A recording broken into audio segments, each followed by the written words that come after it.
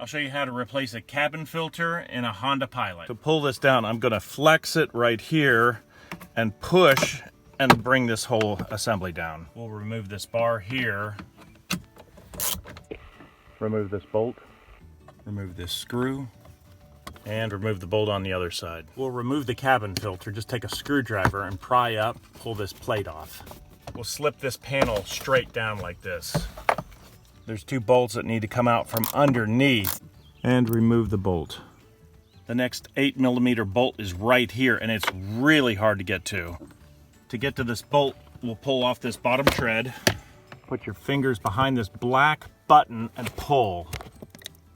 Remove this panel here. Now we have access to that bolt. And right here's the bolt. I'll remove the glove box now. We can pivot this bar out of the way. Now we can pull out the cabin filter, and there's gonna be a lot of garbage in here.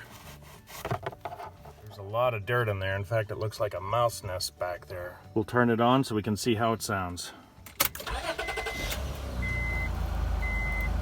Quiet, quiet, quiet. Put the cabin filter back in. Notice the tab. This tab goes into this hole and put it back together like that. We'll put this metal brace back in, slide it into position. Put all the screws and bolts back in. It's time to put the glove box in with these bolts that go through these hinges and up into the other portion. This is where the bolt goes right here. I find it's easiest just to snap everything into place like this. We'll put the trim in, snap it into place, put the plastic piece in, put the tread plate back on, snap it in.